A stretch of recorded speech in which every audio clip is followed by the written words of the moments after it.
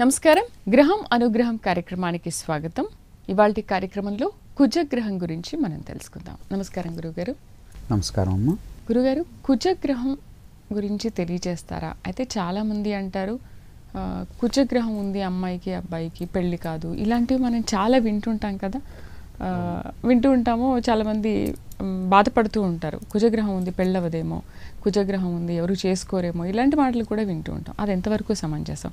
ముందుగా అసలు కుజగ్రహం గురించి తెలియజేస్తారా? అధిష్టాన దేవత ఎవరు, అధిదేవత ఎవరు? యా మూలం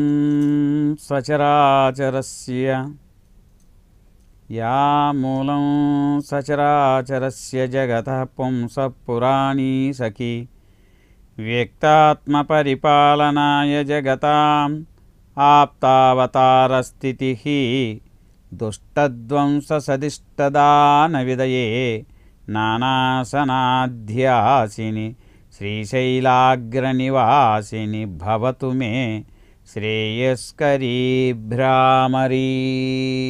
ఓం శ్రీమాత్రే నమః. కుజగ్రహం, ఈ గ్రహం ఎరుపు రంగులో కలిగి ఉంటుంది. 4 భుజములు కలిగి ఉంటాడు. చక్కగా ఎర్రని వస్త్రము, ఎరుపు రంగును కలిగి ఎరుపు రంగు పూలమాల ధరించి ఉంటాడు. ఈ అంగారగ్రహం అంటే, దీన్ని అంగారగ్రహం అంటాం. కుజున్నే భూమసుత అని కూడా అంటూ ఉంటాం, భూమిపుత్రుడని కూడా అంటూ ఉంటాం కుజున్ని, అంగారకుడిని. ఇతనికి రుధిర, క్షితిజ, రక్త, క్రూరనేత్ర అని మొదలగునైనటువంటి పేర్లుతో పిలుస్తూ ఉంటారు కుజుడిని, అంగారకుడని. ఇట్లా పర్యాయ పదాల పేర్లు ఇవన్నీ కూడా కుజుడికి సంబంధించినటువంటి విషయాల్లో. కుజగ్రహం వచ్చేసరికల్లా క్రూర నేత్రం కలిగి ఉంటాడు ఆయన. పురుష గ్రహం ముందుగా, కొన్ని స్త్రీ గ్రహాలు పురుష గ్రహాలు అని కొన్ని విభజన జరిగాయి. వాటిల్లో పురుష గ్రహానికి సంబంధించినటువంటిది కుజగ్రహం. క్షత్రియ జాతికి సంబంధించినటువంటిది జాతిలో తీసుకున్నట్లయితే అగ్నితత్వం కలిగి ఉంటుంది. రెండోది పాపగ్రహం, ఉగ్ర స్వభావం కలిగి ఉంటుంది. కొంతమంది కోపం ఎక్కువ, షార్ట్ టెంపర్లు కలిగి ఉంటూ ఉంటారు. బీపీ ఎర్లీ స్టేజ్లో బీపీ వస్తూ ఉంటుంది. ఇవన్నీ కుజుకు సంబంధమైనటువంటివి. తమో గుణం కలిగి ఉంటాడు. రుచులలో పులుపు, గ్రహోదయం వచ్చేసరికల్లా పృష్ఠభాగము, వచ్చేసరికల్లా చతుష్పాది. అట్లానే ఆధిపత్య దిక్కు వచ్చేసరికల్లా దక్షిణ దిక్కులో ఆధిపత్యాన్ని వహిస్తూ ఉంటాడు. ఆత్మాధికార తత్వం వచ్చేసరికల్లా బలము. అందుకే సైనికుడు కావాలన్నా రక్షణ, పోలీస్ శాఖ ఇవన్నీ కూడా కుజుడి చేతిలో ఉంటాయి. కుజగ్రహం బలంగా ఉండాలి. నాయకుడిగా ఉంటారు. నాయకుడిగా మెదడు మీద పనిచేస్తూ ఉంటాడు. ఈ కుజుడికి సంబంధించినటువంటి లోహం తీసుకున్నట్టయితే రాగి, అట్లానే రక్తవర్ణం కలిగి ఉంటాడు. కుజుడు కనుక సక్రమంగా లేకపోతే రక్తహీనత, రక్తం చెడిపోవట, రక్తానికి సంబంధించినటువంటి వ్యాధుల మీద కూడా ఉంటాడు. గృహంలో ఉండే భాగం ఏదంటే వంటగది. రాత్రిపూట బలవంతుడు. దశమ భావం అనేటటువంటిది దిగ్బలం. ఇందాక చెప్పుకున్నట్టుగా ఒక్కొక్క భావంలో ఒక్కొక్క గ్రహము బలవంతంగా ఉంటుంది. 10వ స్థానంలో అంటే జాతక చక్రంలో, రాశి చక్రంలో 10వ భావంలో బలవంతంగా ఉంటాడు, మంచి ఫలితాన్ని ఇస్తాడు. అట్లా 10వ భావంలో ఉండి సెంట్రల్ గవర్నమెంట్ జాబ్లో హై పొజిషన్లో ఉన్నవాళ్ళు చాలా మంది ఉన్నారు కుజుడు. కానీ కుజుడు 10లో ఉంటే కుజదోషం అని కూడా అంటూ ఉంటారు. అంటే 2, 4, 6, 8, 10, 12 స్థానాల్లో ఉంటే కుజదోషము అని. అది అంటే వాటికి అలా ఉన్నంత మాత్రాన కుజదోషము కాదు. వాటికి ఇతర గ్రహాల యొక్క కలయికలు, దృష్టులు, యాస్పెక్ట్స్ అవన్నీ వాటన్నిటి మీద ఆధారపడి ఉంటుంది. అందుకని ఈ 10వ స్థానంలో కుజుడు లేదా ఈ 6లో కుజుడు ఉన్నంత మాత్రాన కుజదోషం అని వేగ్గా ఎప్పుడు కూడా చెప్పకూడదు. సమక్షేత్రం, క్షేత్రాల్లో వచ్చేసరికల్లా సమక్షేత్రం తులా కుంభరాశులు ఈ గ్రహానికి సమక్షేత్రం అనుకూలించేటటువంటి. ఉచ్చరాశి మకరంలో ఉచ్చస్థానం వీరికి గ్రహానికి. మేష వృశ్చిక ఈ 2 రాశులకు అధిపతి కూడా కుజుడే. అంటే రాసులలో 12 రాసుల్లో 2 రాసుల ఆధిపత్యంలో ఉంటాడు. మేషరాశి, వృశ్చిక రాశి. ఉచ్చ రాశి ఏమో మకరం. ఇక నీచ రాశి వచ్చేసరికల్లా కర్కాటక రాశి. కర్కాటకంలో నీచం. మూల త్రికోణం మేషం.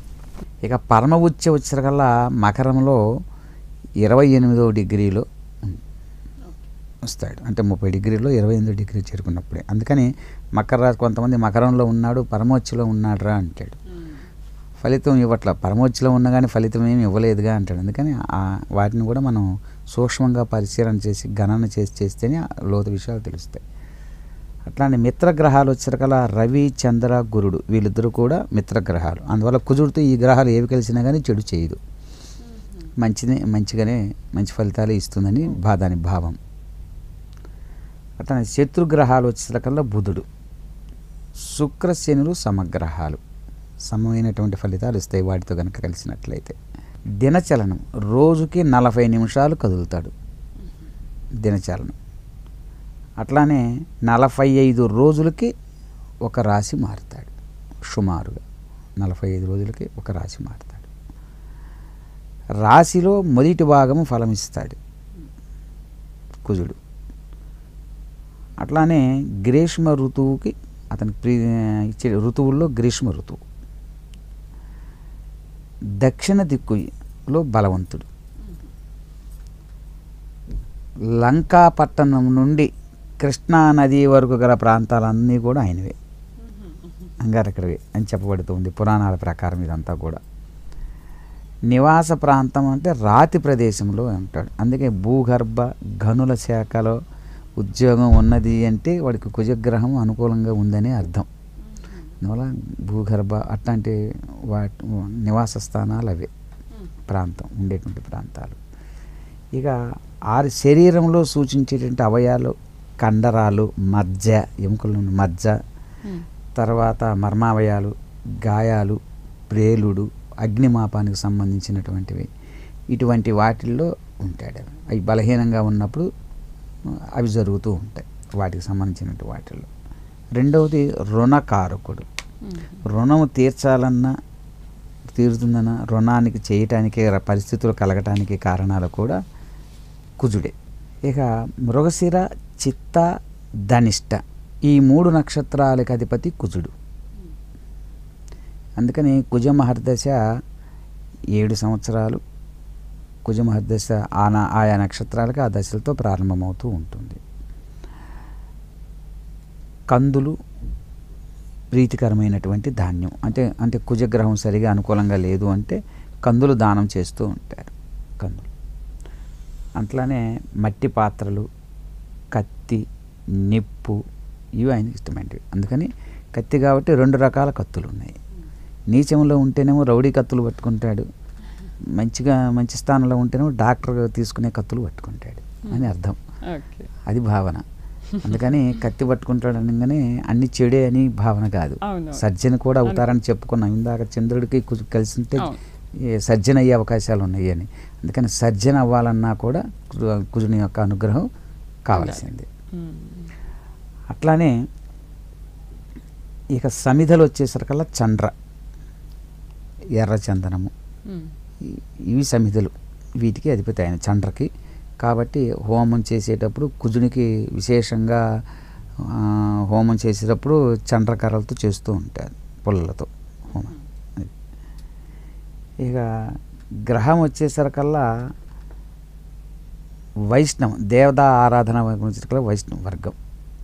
త్రిపాద దృష్టి, అట్లానే ఎర్రని కన్నులు, దుర్బలమైనటువంటి శరీరం కలిగిన వాడు, 4 భుజాలు కలిగి ఎర్రని పూలమాల ధరించుకునేటువంటి వాళ్ళు, ఎర్రని వస్త్రము, శూలము, శక్తి, గద ఇవన్నీ ధరించినటువంటి వాడు.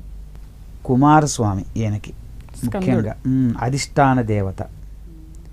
ప్రత్యదేవత అధిదేవత సరికల పృథ్వీ, ప్రత్యధి దేవత క్షేత్రపాలకుడు. ఇందాకే భూమసుత అనుకున్నాం, పృథ్వీ అంటే భూమి.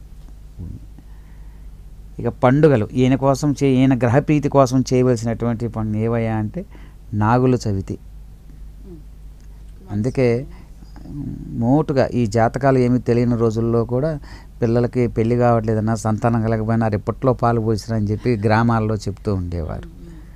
అది మనకి ఇక్కడ కొట్టొచ్చినట్టు కనబడుతూ ఉంది. అందుకని ఇది సుబ్రహ్మణ్య ఆరాధన చేయటం కానీ, అష్టోత్తరం చదవటం కానీ అటువంటివి చేసుకున్నట్లయితే ఫలితాలు వస్తాయి. అట్లానే హనుమద్వ్రతం, బలహీనంగా ఉన్నటువంటి కుజుని నుంచి మంచి ఫలితాలు అందాలి అనేటట్లయితే మనకి హనుమద్వ్రతం ఆచరించినా కూడా మంచి ఫలితం వస్తుంది. సుందరకాండ పారాయణం కానీ, కుజ అష్టోత్తరం కానీ, కుజ స్తోత్రం కానీ, శతనామావళి కానీ, సహస్రనామావళి కానీ, హనుమత్ దీక్షని తీసుకున్నా కానీ, హనుమాన్ చాలీసా హనుమాన్ చాలీసా సరిపోతుంది. ఇక రత్నాలలో పగడం, గ్రహరత్నం వచ్చేసరికల్లా పగడం పెట్టుకున్నట్లయితే తత్సంబంధించినటువంటి దోషాలన్నీ కూడా నివృత్తి అవుతాయి. ఇక సుబ్రహ్మణ్య షష్ఠి రోజు ఉపవాస పూజలు చేయటం అనేది మంచిది. నవగ్రహ మండపంలో ఈయన ఆసనం వచ్చేసరికల్లా త్రిభుజాకారంలో ఉంటాడు. మంగళవారానికి, వారాలలో మంగళవారానికి ప్రీతికరమైనటువంటి వారం. అట్లానే సుబ్రహ్మణ్య స్వామికి లాగా మంగళవారమే, మంగళవారం అది దేవత కాబట్టి మంగళవారం. మనస్థితి, ఈ గ్రహం యొక్క స్థితి తీసుకుంటే ఉగ్ర స్వభావం కలిగినటువంటి స్థితి మనస్థితి. ఉద్రేకము, మిలిటరీ, పోలీసు అంటే రక్షణ శాఖలో స్థాయి గ్రహం యొక్క బలాన్ని బట్టి ఉన్నత స్థాయిలో అత్యున్నత స్థాయికి వెళ్ళే అవకాశం. ఎస్ఐ కేడర్ నుంచి ఐజీ దాకా ఆ స్థాయిలో రావాలి అంటే బలం 30% అయితే 30% దగ్గర కేడర్ గల ఉద్యోగం అందులో ఉంటుంది. అట్లా స్థాయిని బట్టి ఉంటుంది. ఇవి ఈ కుజుని యొక్క సంబంధించినటువంటి. ఇక కుజ దోషాలు అంటే పురుషునికి కుజునికి చూస్తాము, స్త్రీకి శుక్రుడిని తీసుకోవటం జరుగుతూ ఉంటుంది. అందుకని కుజగ్రహానికి సంబంధించినటువంటి కుజదోషాలు అనేటటువంటివి ఆయా గ్రహస్థానాల్లో ఉన్నంత మాత్రమ చేతనే కాదు, ఇతర గ్రహాల యొక్క కలయిక వలన కానీ దృష్టులు కానీ ఉన్నట్లయితే ఆ దోషము పరిహారం అవుతుంది. అందువల్ల ఆ గ్రహ స్థానంలో ఉన్నంత మాత్రమ చేతనే ఆ గ్రహ దోషాన్ని ఆపాదించకూడదు జాతకునికి. అది లోతుగా జాతకాన్ని పరిశీలన చేసి మాత్రమే చేసుకోవాల్సిన అవసరం ఉన్నది. అట్లా తెలియకపోవటం వల్ల చాలా పెళ్ళిళ్ళు కొన్ని కాకుండా పోవటానికి గల కారణాలు, కొన్ని కుదిరించుకొని కూడా కుజదోషం ఉందని ఇంకొక సిద్ధాంతం ఎవరో చెప్పారని ఎన్నికిపోవటం, లేని దానికి కూడా ఉండదని చెప్పటం, ఇట్లాంటివన్నీ జరుగుతూ ఉండి కొంత అవటానికి కారణాలు కూడా కొంత ఉన్నాయి. నిజంగానే కుజ దోషం ఉంటే కుజగ్రహం బాగాలేదు, కుజ దోషం అనేది భయపడాల్సిన అంశమేనా? ఎట్టి పరిస్థితుల్లో అవసరం లేదు. ఏ గ్రహమైనా సరే మంచి చెడు రెండు ఉంటాయి. కుజుడు ఉగ్ర స్వరూపం అని చెప్తున్నాం. ఆ ఉగ్రానికి సంబంధించిన దానికి శాంతియుతంగా ఉగ్రంగా సమాధానం చెప్పామనుకోండి, ఏమవుతుంది? అట్లానే శాంతంగా స్వభావం అని చెప్తే సమస్య ఉండదు కదా. అప్పుడు కుజదోషం ఉంటుందా? ఏమీ ఉండదు.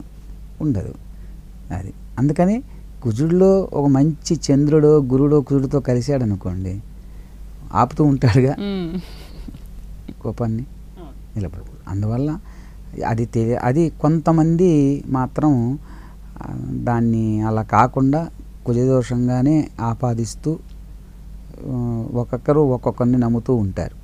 నమ్మినప్పుడు అమ్మాయి తాలూకు ఒకరు నమ్ముతారు, అబ్బాయి తాలూకు ఒక నమ్ముతూ ఉంటారు. దీనివల్ల ఏంటంటే మా అయ్యగారు చెప్పింది కరెక్ట్, మా అయ్యగారు చెప్పింది కరెక్ట్ అని ఈ పరంగా కొంత అలా జరిగిపోతూ ఉంటాం.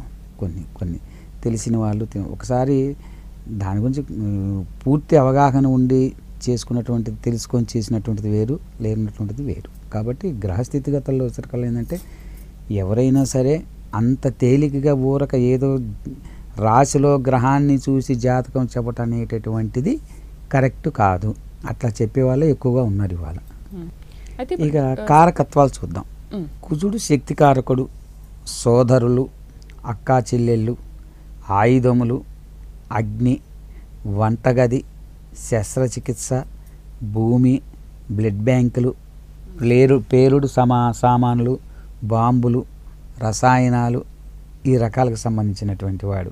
ఇంకా యంత్రాలు, ఇవి కాకుండా అసత్యం చెప్పుట, పరస్త్రీలతో సంబంధం కలిగి ఉండటం, మూర్ఖత్వము, కోపము, కఠినంగా మాట్లాడుతూ ఉండటం, అట్లానే దోపిడీలు, విప్లవకారకులు, కిడ్నాప్లు, కాల్పులు సూచించుట, సీసము, క్రూర మృగాలు, మసూచి, ఆటలమ్మ, అపెండిసైటిసిస్, హెమరేజ్ అనేటువంటి వ్యాధులను సూచిస్తాయి. అట్లనే న్యాయవాదులు, న్యాయమూర్తులు, స్త్రీ వ్యామోహులు, మాంత్రికులు, టెర్రరిస్టులను కూడా సూచిస్తూ ఉంటుంది. కాఫీ, టీ, పొగాకు, బీడి, ఆవాలు, అల్లము, సొంటి, వెల్లుల్లి, జీడి మామిడిని సూచిస్తూ ఉన్నాయి. ఇంకా కండపుష్టి యుద్ధాలు, గాయాలు, హింస, అత్యాచారము, కత్తి, క్రూరత్వము, ధైర్యము, సాముగరిడీలు, సైన్యము, కలహాలు, ఆయుధ సామాగ్రికి సంబంధించినటువంటివి, ఇంకా ఫిరంగులు, దోపిడీ దొంగలు, అట్లానే కోపము, పెళ్ళి, వంట, తర్వాత పాత్రలు, పగలగొట్టుట, పొయ్యి, ఇటువంటి వాటికి సంబంధించినటువంటి వాటి మీద అంగారకుని యొక్క ప్రభావం ఉంటుంది. అవి మంచిగా ఉంటే మంచిగా సత్ఫలితం ఉంటుంది, లేకపోతే తత్సంబంధమైన వాటిల్లో చెడు ఫలితం ఉంటుంది. దోపిడీగా అని కూడా చెప్పాం, అంటే దోపిడీ దొంగల్ని నివారిస్తాడు మంచి దాంట్లో ఉంటే, ఇక్కడ అర్థం చేసుకోవాల్సింది. అదే లేకపోతే కనుక వీడే దోపిడీ చేస్తాడు. ఇక సూచించే విద్యలు అగ్రికల్చరల్ డిగ్రీ, బయోకెమిస్ట్రీ, అట్లానే civil engineering, military engineering, aeronautical engineering, రసాయన శాస్త్రము, ఆయుధముల తయారీ, అగ్నిమాపకం, న్యాయవాదులు, విద్యుత్తు ఉత్పాదనకు సంబంధించినటువంటి వాటిల్లోనూ విద్యలు చదివేటటువంటి అవకాశం ఉంది. ఆయా విద్యల్లో వీరు ఉద్యోగాలు సంపాదించే అవకాశాలు కూడా ఉన్నాయి. అట్లానే కుజుడికి సంబంధించిన వ్యాధులు స్త్రీల్లో అయితేనేమో గర్భాశయానికి సంబంధించినటువంటి ఋతుక్రమాలు, అబాషన్స్, లేక తర్వాత మసూచి, ఆటలమ్మ, ఇది హైడ్రల్స్, రక్తనాళాలు పగులుట. రాహుతో కలిసి ఉంటే మాత్రం విషప్రయోగం జరుగుతూ ఉంటుంది. అంటే రాహు కుజుడు కలిసి ఉండకూడదు ఒక రాశిలో. శక్తి క్షీణించుట, ముసలితనము, విషకీటకాల వలన బాధలు కలిగి ఉండట, మెదడులో రక్తనాళాలు చిట్ట, మైగ్రేషన్, తలనొప్పి, ఇటువంటి వాటికి సంబంధించినటువంటి లక్షణాలన్నీ కూడా ఈ కుజుడు వల్ల కలుగుతూ ఉంటాయి మనకి.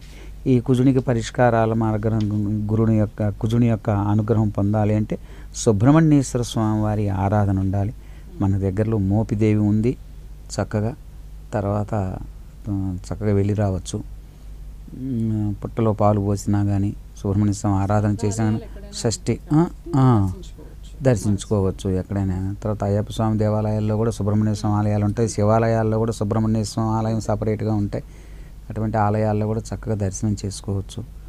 మంగళవారం రోజు కానీ, కృత్తికా నక్షత్రం రోజు కానీ, లేదా కుదరకపోతే షష్ఠి రోజు కానీ. షష్ఠి 2 సార్లు వస్తుంది నెలలో, శుక్లపక్షంలో, బహుళపక్షంలో. ఆ షష్ఠి రోజుల్లో కూడా ఉపవాసం ఉండటం కానీ, ఇటువంటివి ఏది ఆచరించినా కూడా, తర్వాత దుర్గా స్తోత్రం, దుర్గా పారాయణం, చండీ హవనం కానీ, దేవీ సప్తశ్లోకి చదువుకున్నా సరే తత్సంబంధమైన దోషాల నుంచి విముక్తి కలుగుతుంది. అయితే స్త్రీ పురుషుల్లో వివాహం ఆలస్యం అవుతుంది అనడానికి కుజ దోష ప్రభావం అనేది ఏమి కాదు. ఖచ్చితంగా కుజుని వల్ల మాత్రమే కాదు, మిగిలిన గ్రహస్థితిగతుల యొక్క కూడా పరిగణలోకి తీసుకోవాలి. అచ్చము కుజుడు వలన మాత్రమే చెప్పటానికి వీలు లేదు. నాకు తెలిసి సప్తమంలో కుజుడు ఉంటే కుజదోషం అంటారు. సప్తమంలో కుజదోషం ఉండి రైల్వేలో మంచి జనరల్ మేనేజర్గా చేసి అన్యోన్యమైన దాంపత్యంతో ఇవాళకి ఉన్నవాళ్ళు 2 ఉన్నారు నా దగ్గర. 80 సంవత్సరాల వయసు కలిగినటువంటి భార్యాభర్తలు. మరి అది వాళ్ళకి లేదే, కలగలేదే అంటే ఎందుకని? ఇతర గ్రహస్థితిగతుల యొక్క అనుకూలతల చేత అవి ఉన్నా కూడా అవి ఆ దోషం వాళ్ళకి వర్తించదు. వాటికి చెప్పబడ్డాయి కొన్ని వెన్నిమ.